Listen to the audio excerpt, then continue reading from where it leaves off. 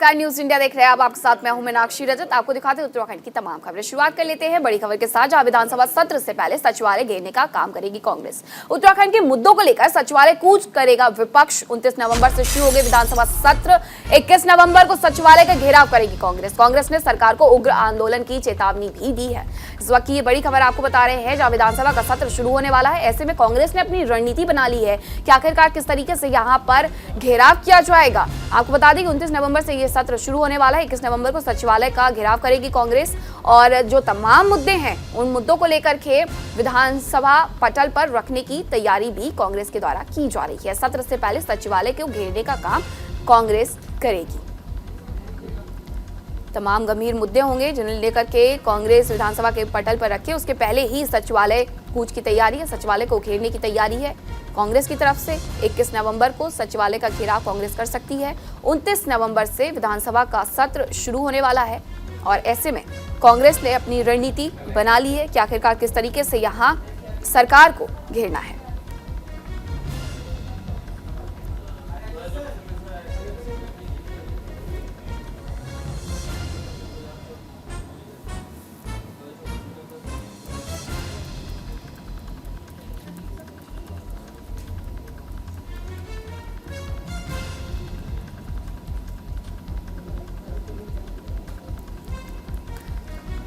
तो उत्तराखंड कांग्रेस ने अपनी रणनीति बना ली है कि आखिरकार आने वाले सत्र में किस तरीके से यहां सरकार को घेरना है।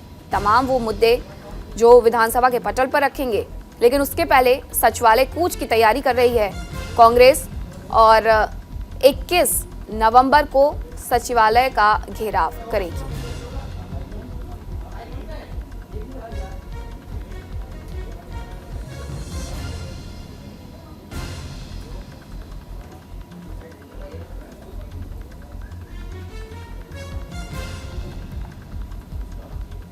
उनतीस नवंबर से विधानसभा का सत्र शुरू होने वाला है उत्तराखंड में और ऐसे में कांग्रेस की रणनीति साफ है कि आखिरकार किस तरीके से गंभीर मुद्दों के साथ सरकार को घेरा जाएगा और इसी को लेकर के रणनीति भी तैयार कर ली गई है। 21 नवंबर को यहां घेराव करेगी सचिवालय का कांग्रेस।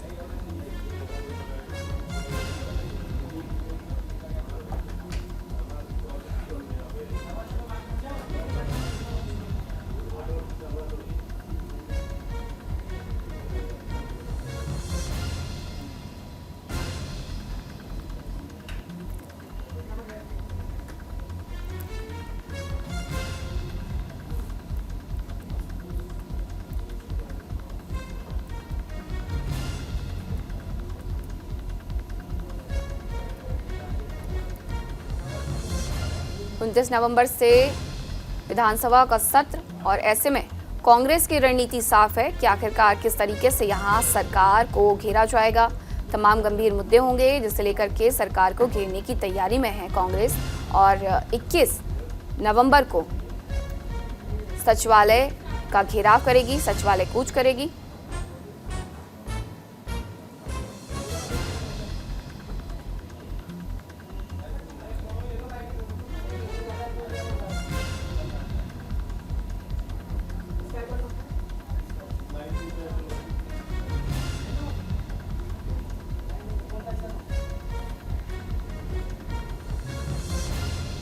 कई मुद्दों को लेकर सचिवालय कूच करेगा विपक्ष।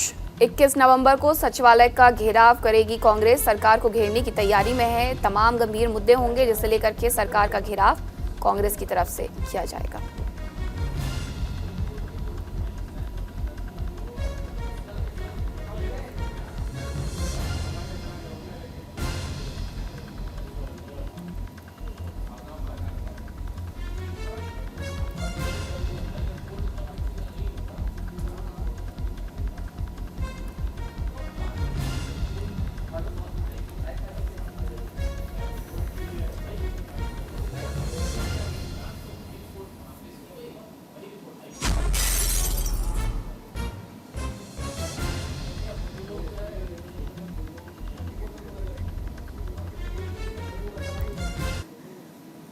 सहयोगी हितेश अधिक जानकारी के साथ जुड़ गए हैं। हितेश, कौन कौन से वो मुद्दे होने वाले हैं जिससे लेकर के कांग्रेस घेराव करने वाली है सचिवालय का? जी देखिए, पिछले कुछ दिनों से लगातार कांग्रेस पार्टी जितने भी उत्तराखंड के ज्वलनशील मुद्दे उनको लेकर मंथन कर रही है और विधानसभा का जो शीतकालीन सत्र शुरू होने वाला है उसी से पहले जो पूर्व नेता प्रतिपक्ष है प्रीतम सिंह वो सचिवालय घेरने का काम करने वाले हैं। उनकी तैयारियां उन्होंने कर ली है, क्योंकि जिस तरह से अंकिता हत्याकांड उत्तराखंड के अंदर हुआ है या फिर कई ऐसे अंदर भर्ती धांधली के मामले हैं, विधानसभा भर्ती मामले हैं, कई ऐसे मुद्दे हैं जिनको लेकर सचिवालय कूच किया जाना है और जो शीतकालीन सत्र है उसी से पहले इसको लेकर कांग्रेस ने अपनी पूरी तैयारियां कर ली है। इसको लेकर जो प्रदेश के जितने भी जिले हैं सभी के जिलाध्यक्ष उत्तराखंड देहरादून पहुंचेंगे, वहां पर पहुंचकर सभी की बैठकें होंगी। उसी के बाद में जो सचिवालय कूच है उसको वह करने जा रहे हैं। जी, ऐसे में हितेश, भारतीय जनता पार्टी की तरफ से भी, सरकार की तरफ से भी तैयारियां की गई होंगी कि आखिरकार किस तरीके से इस स्थिति से बचा जा सके, ताकि विधानसभा का जब सत्र शुरू हो तो बिना किसी रोक टोक के, बिना किसी हंगामे के ये सत्र हो सके। जी बिल्कुल, देखिए स्वाभाविक सी बात है, जब विधानसभा का सत्र शुरू होता है तो कहीं न कहीं विपक्ष जो है वो हमलावर होता है, हंगामा करता है। और पिछली बार भी हमने देखा कि जो भुवन कापड़ी है नेता, पूर्व उप नेता प्रतिपक्ष, उन्होंने विधानसभा में बैठकर पूरा हंगामा वहां पर किया। और इस बार भी जो भारतीय जनता पार्टी की जो सरकार है उन्होंने भी पूरी तैयारियां यहाँ पर कर ली कि विधानसभा के अंदर सत्र के साथ शीतकालीन सत्र में कोई हंगामा न हो, उसको लेकर भी पूरा रोड मैप तैयार यहाँ पर किया गया है। हालांकि जो सचिवालय कूच होगा वो कांग्रेस पार्टी अपने स्तर पर करने जा रही है। जी, घेराव होने वाला सचिवालय का विपक्ष के नेता की तरफ से इसे लेकर के क्या कुछ जानकारी दी गई है, क्या कुछ कहा गया है हितेश? जी बिल्कुल, देखिए प्रीतम सिंह ने साफ तौर पर कहा है कि उत्तराखंड के जो भी मुद्दे हैं, क्योंकि अंकिता हत्याकांड उत्तराखंड को झकझोर देने वाला कांड है और उसमें एसआईटी ने हाल ही में अपनी एक नेगेटिव रिपोर्ट दी है जिसको लेकर उत्तराखंड के जो लोग हैं वो बहुत ज्यादा गुस्साए हुए।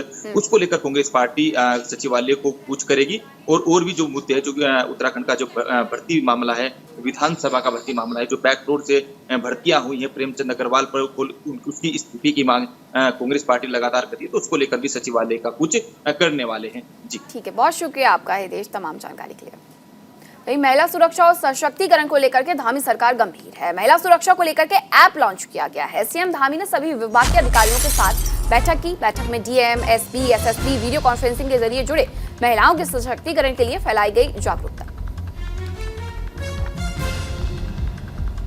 महिला सुरक्षा के मुद्दे पर ऐप लॉन्च किया गया है। धामी सरकार के द्वारा सभी विभाग के अधिकारियों से वीडियो कॉन्फ्रेंसिंग के माध्यम से बातचीत भी की है। इस बैठक में डीएम, एसपी, एसएसपी वर्चुअली शामिल हुए हैं। दिशा निर्देश भी उन्हें जारी किए गए हैं। आपको बता दें कि बीते दिनों उत्तराखंड में जिस तरीके से अंकिता हत्याकांड हुआ, उसके बाद से ही लगातार सरकार प्रयास कर रही है कि महिलाओं की सुरक्षा को और पुख्ता किया जाए, सुरक्षा बढ़ाई जाए, महिलाएं सुरक्षित महसूस कर सके उत्तराखंड में, इसलिए यहाँ ऐप भी लॉन्च किया गया है। वहीं सभी विभागों को आवश्यक दिशा निर्देश भी दिए गए हैं। बैठक में वर्चुअली डीएम, एसपी, एसएसपी भी शामिल हुए।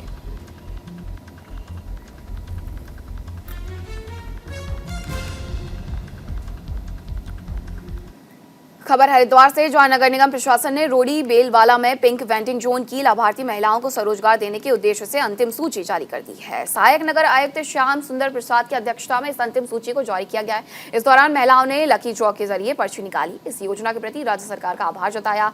फेरी नीति के प्रभारी अधिकारी सहायक नगर आयुक्त श्याम सुंदर प्रसाद ने बताया कि नगर निगम प्रशासन की तरफ से रोडी बेलवाला में विकसित महिला पिंक वेंडिंग जोन की सभी लाभार्थी महिलाओं के लिए आवंटन की प्रक्रिया 100% पूरी की जा चुकी है। इसके अलावा सभी विकास कार्य तेजी से करने के बाद उद्घाटन की प्रक्रिया को भी पूरा किया जाएगा। वहीं स्ट्रीट वेंडर्स के बाद राज्य सरकार पुरुष स्ट्रीट वेंडर्स योजना पर भी विचार कर रही है।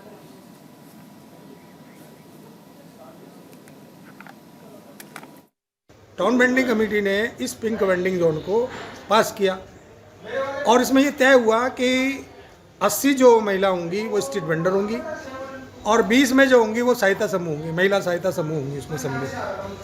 तो अभी हमने मांग की है कि शीघ्र से शीघ्र पहले तो वो बाज़ार जो है सही मायने में स्थापित किया जाए, उसका आवागमन देखा जाए कि किस प्रकार से तीर्थयात्री का आवागमन रहेगा, और बिजली है, पानी है, शौच है, सारी मूलभूत सुविधाएँ हैं, उससे वो लैस किया जाए, तब जाके उस बाज़ार को संचालन की प्रक्रिया को अपनाया जाए। तो जो स्ट्रक्चर है वो तो तैयार है, क्यों सॉफ्टवेयर वालों ने तैयार कर रखा, उसको शिफ्ट करना है। तो बेहतर ढंग से उसको शिफ्ट करने हैं। उसके नीचे फर्श वगैरह अभी तितर बितर रखा हुआ है, रैंडमली रखा हुआ है, तो उसको सिस्टमेटिक रखवा करके और उम्मीद करते हैं कि इसी महीने जो है उसका उद्घाटन वगैरह हो जाएगा पिंक जोन का, और सभी वेंडर्स जितने हैं वो सही सुचारू रूप से अपना व्यवसाय शुरू कर देंगे। सहयोगी संजय पुंडीर अधिक जानकारी के साथ हरिद्वार से जुड़ रहे हैं। स्ट्रीट वेंडर्स को किस तरीके से लाभ पहुंचाने की यहाँ पर तैयारी की जा रही है संजय? देखिए मीनाक्षी, उत्तराखंड की धामी सरकार जहां एक और युवाओं को रोजगार दे रही है, तो वहीं अब धामी सरकार ने फैसला किया है कि महिलाओं को भी रोजगार देना चाहिए। इसी को लेकर हर संभव प्रयास कर रही है। अगर हरिद्वार की बात की जाए तो यहाँ पर महिलाओं के लिए एक पिंक वेडिंग जोन बनाया गया है, जिसमें करीब 100 से ज्यादा दुकानें लगाई गई है और इन दुकानों में जो स्वरोजगार के तहत यहाँ महिलाओं को रोजगार मिलेगा। हालांकि लकी ड्रॉ के माध्यम से यहाँ पर 80 महिलाओं को एक रोजगार मिला है और 20 जो महिला सहायता समूह की महिलाएं हैं उनको रोजगार मिला है। हालांकि इस पिंक जोन में सभी तरह की मूलभूत सुविधाएं होगी। स्वच्छता की बात की जाए, शौचालय की बात की जाए, बिजली पानी की बात की जाए, सभी तरह की यहाँ पर सुविधाएं मिलाएंगे, जिसको लेकर अब महिलाओं में भी खासा उत्साह नजर आ रहा है। हालांकि साफ तौर पर कहा जा सकता है कि जल्द से जल्द इस पिंक जोन का उद्घाटन किया जाएगा। मीनाक्षी, हरिद्वार धर्म नगरी है संजय, और ऐसे में वर्ष भर यहाँ पर श्रद्धालुओं का तांता लगा रहता है, आना जाना लगा रहता है, और यहाँ असुविधा ना हो, भीड़ भाड़ ना बढ़े, इसलिए स्ट्रीट वेंडर्स को एक अलग से जो जोन है वो बनाने की अनुमति दी गई है, उन्हें वहाँ विस्थापित किया जा रहा है एक तरीके से। देखिए, बीते कई दिनों से, कई समय से, लंबे समय से यह मांग चल रही थी कि महिलाओं को रोजगार देना चाहिए। हालांकि इस जोन को हर की पौड़ी के समीप स्थित किया गया है और इस जोन में छोटे छोटे दुकानें बनाई गई है। जिस तरह से महिला स्वरोजगार के तहत यहाँ पर रोजगार मिलेगा, घरेलू उत्पाद से बनी हुई यहाँ पर सामान है, वो सब सुविधाएं यहाँ पर मिलेगी। इसको लेकर तमाम तैयारियां कर ली गई है। हालांकि इसमें मुख्य योगदान जो नगर निगम का है, तमाम जो अधिकारी है वो तैयारियां कर रहे हैं और कह रहे हैं कि जल्द से जल्द इस पिंक जोन का उद्घाटन किया जाएगा ताकि यहाँ पर महिलाएं काम कर सके। मीनाक्षी, ठीक है संजय, आप हमारे साथ बने रहें, आगे भी आपसे जानकारी लेंगे। उत्तराखंड राज्य बनने के बाद से ही बहुजन समाज पार्टी को कई बार हार का सामना करना पड़ा। वहीं बहुजन समाज पार्टी का उत्तराखंड में जनाधार राज्य बनने के बाद से ही हास्य पर है। इस बार हरिद्वार जिले में जिला पंचायत चुनाव में भी बहुजन समाज पार्टी को करारी हार का सामना करना पड़ा। वहीं पार्टी के कई नेता भारतीय जनता पार्टी में शामिल हो गए हैं, जिस कारण आगामी निकाय चुनाव और लोकसभा चुनाव से पहले बहुजन समाज पार्टी संकट में पड़ गई है। बहुजन समाज पार्टी को दोबारा खड़ा करने के लिए उत्तराखंड प्रदेश प्रभारी इमरान मसूद जुट गए हैं। संगठन को मजबूत करने के लिए कार्यकर्ताओं के साथ लगातार बैठक भी जारी है।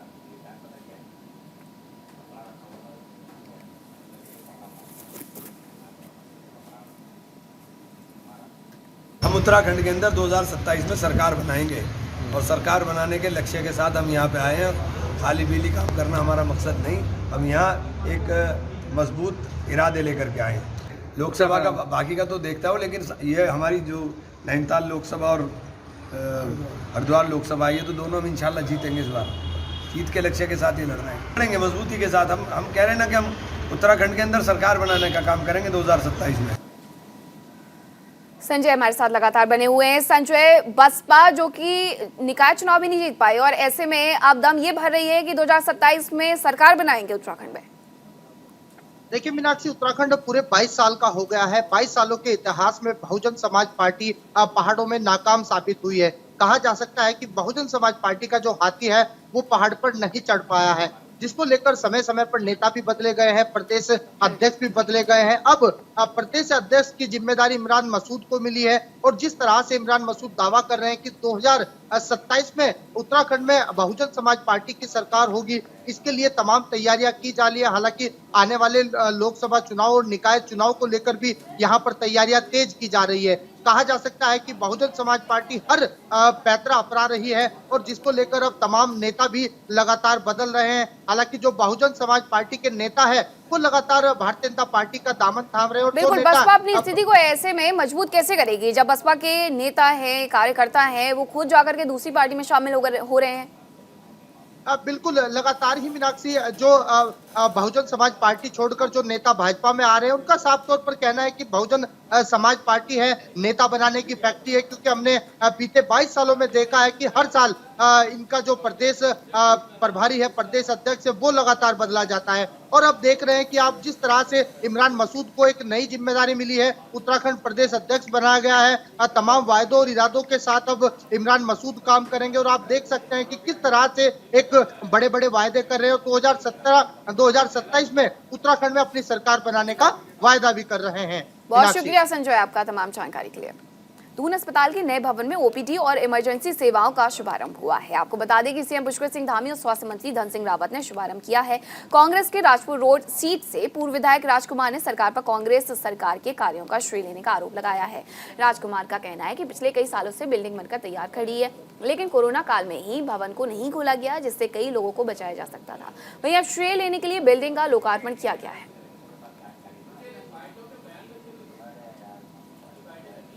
क्योंकि इसमें सारी अभी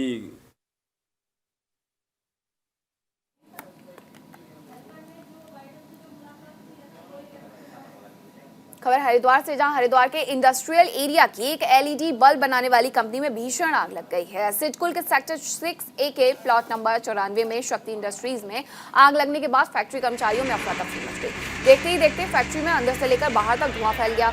आग ने विकराल रूप ले लिया। इस दौरान कर्मचारियों ने फायर ब्रिगेड को सूचना दी। मौके पर पहुंची फायर ब्रिगेड की कई गाड़ियां आग बुझाने की कोशिश में जुटी हुई हैं। हालांकि आग शॉर्ट सर्किट की वजह से लगी है, ऐसा बताया जा रहा है।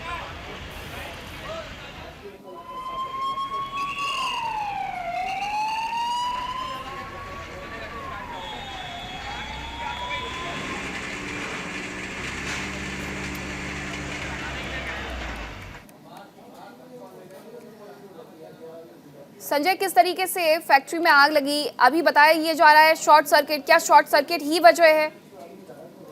देखिए मीनाक्षी, हरिद्वार के इंडस्ट्री एरिया में जो आग लगने का सिलसिला है वो लगातार जारी है। ताजा मामला आज सुबह का है, जहां एक एलईडी बल्ब बनाने वाली कंपनी में भीषण आग लग गई। हालांकि आग ने देखते ही देखते इस तरह से विकराल रूप ले लिया कि जो कर्मचारी काम कर रहे थे उनमें भगदड़ मच गई, जिसके बाद कर्मचारियों ने दमकल विभाग को सूचना दी और दमकल विभाग की कई गाड़ियां यहां पर पहुंची और भारी मशक्कत के बाद यहां आग पर काबू पाया। कहा जा सकता है कि यह आग लगने का कोई नया मामला नहीं है, पहले भी इस तरह की आग लगी है। कहीं ना कहीं कहा जा सकता है कि जो फैक्ट्री संचालक है, जो फैक्ट्री चलाते हैं, उनका साफ तौर पर कहना है कि एलईडी बल्ब बनाने की यह कंपनी और शॉर्ट सर्किट से इतना बड़ा हादसा होने से बच गया। हालांकि इसमें अभी किसी जनहानि की कोई सूचना नहीं है और दमकल विभाग की करीब 4 गाड़ियों ने इस आग पर काबू पा लिया है। मीनाक्षी, शुक्रिया संजय आपका तमाम जानकारी के लिए। रिवर रेंज डाक पत्थर वन प्रभाग चक्राता वन क्षेत्राधिकारी अनिल कुमार भट्ट के नेतृत्व में टीम ने जबरदस्त कार्रवाई की है। रात में चेकिंग अभियान के दौरान गाड़ी को जब्त किया गया। वन विभाग के कर्मचारियों ने गाड़ियों को कब्जे में लेकर सीज कर दिया। रेंज अधिकारी ने बताया कि अवैध देवदार की लकड़ी कहां से आई है, इसकी जांच की जा रही है।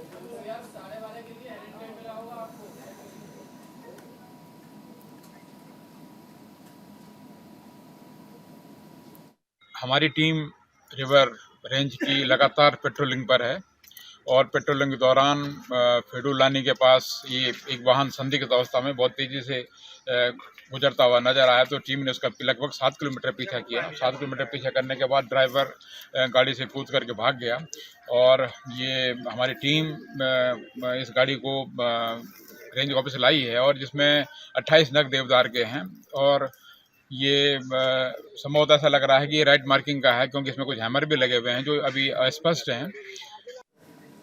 वक्फ बोर्ड चेयरमैन शादाब शम्स ने कांग्रेस के 2 बड़े नेताओं पर गंभीर आरोप लगाए हैं। शादाब शम्स ने कहा है कि कांग्रेस पार्टी के वरिष्ठ नेता और पूर्व सांसद सैयद उल जमा ने वक्फ बोर्ड की बड़े पैमाने पर संपत्ति पर कब्जा किया है। साथ ही कांग्रेस के नेता अकबर अहमद डम्पी ने वक्फ बोर्ड की जमीन पर कब्जा किया है। उन्होंने कहा कि पूर्व सांसद सैयद उल जमा को धारा 54 का नोटिस थमाया जा चुका है और अब अकबर अहमद डम्पी को ये नोटिस जल्दी दिया जाएगा। यही नहीं, वक्फ बोर्ड के चेयरमैन ने गंभीर आरोप लगाते हुए कहा है कि वक्फ बोर्ड की जमीनों की फाइलों को गायब किया गया है।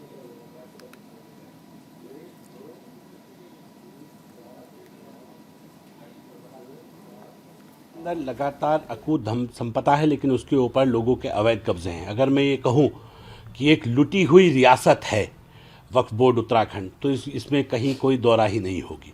अब जब हम जैसे जैसे वक्फ बोर्ड में स्टडी कर रहे हैं, रिकॉर्ड्स खंगाल रहे हैं, तो चीज़ों का पता चल रहा है कि बहुत बड़े बड़े दिग्गज माफिया बैठे हैं जो वक्फ की ज़मीनों पे कब्ज़ा किए हैं। तो देहरादून के अंदर भी कई ज़मीनें चयनित की गई हैं जिनके ऊपर बहुत जल्द आपको धाकड़ धामी का बुलडोज़र गरजता हुआ दिखाई देगा उन भूमाफियाओं के खिलाफ जो वक्फ की संपत्तियों पे बैठे। उत्तराखंड में पहली बार 3 दिवसीय अंतर्राज्य कुश्ती प्रतियोगिता हरिद्वार के प्रेमनगर आश्रम में आयोजित की जा रही है। इसमें देश के कोने कोने से कुश्ती के खिलाड़ी हरिद्वार पहुंचने शुरू हो गए हैं। 14 नवंबर को इसका उद्घाटन सांसद और कुश्ती एसोसिएशन के राष्ट्रीय अध्यक्ष ब्रजभूषण शरण सिंह से कराया जाएगा। इसमें उत्तराखंड के कुश्ती खिलाड़ियों को भी बड़ा मौका मिलने जा रहा है। इसमें प्रतिभाग करके उत्तराखंड के कुश्ती के खिलाड़ी राज्य स्तर पर अपना नाम कमाएंगे, तो वहीं राष्ट्रीय स्तर पर भी इनकी पहचान होगी।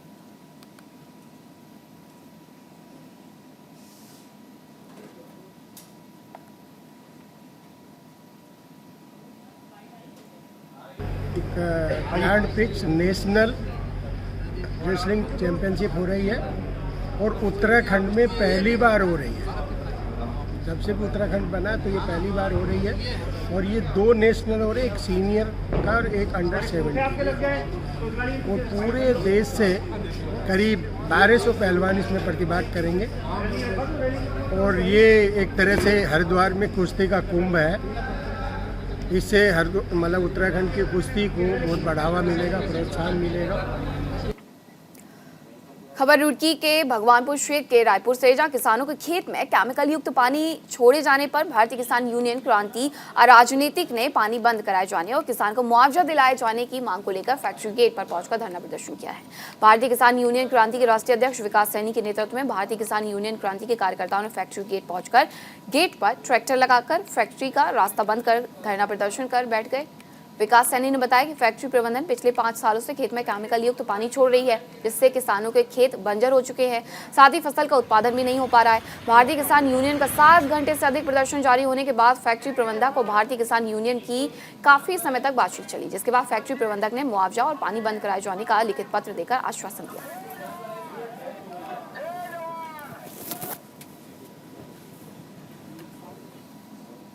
जो 4 साल से किसान का उत्पीड़न लगातार इस कंपनी द्वारा हो रहा था, विमल पेट्रोथिन, वो अपनी जो एक तरह से तानाशाही उसकी चली हुई थी, आज पूरी तरह से ख़त्म हुई भारतीय किसान यूनियन क्रांति के सामने। और किसान को जो उसका नुकसान था, जो उसका मुआवजा था, वो दिया और आगे के लिए भविष्य में वो किसान को परेशान नहीं करने का बिल्कुल इसका उसने लिखित में आश्वासन दिया और उसे अडिग रहना पड़ेगा कि किसान को भविष्य में कोई नुकसान नहीं देगा। विकासनगर में खनन से भरे डंपर और पिकअप वाहन की आमने सामने की भिड़ंत हो गई। वहीं पिकअप वाहन में 15 लोग सवार थे। आपको बता दें कि ओवरलोड और ओवरटेकिंग के कारण हादसे में कई लोग घायल हो गए थे। आनन फानन में घायलों को अस्पताल में भर्ती कराया गया।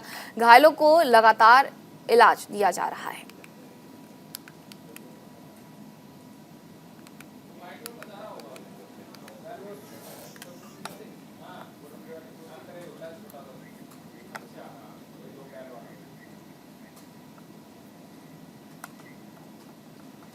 खबर में फिलहाल रुकेंगे छोटे से ब्रेक के लिए। आप बने रहे न्यूज इंडिया के साथ। नमस्कार।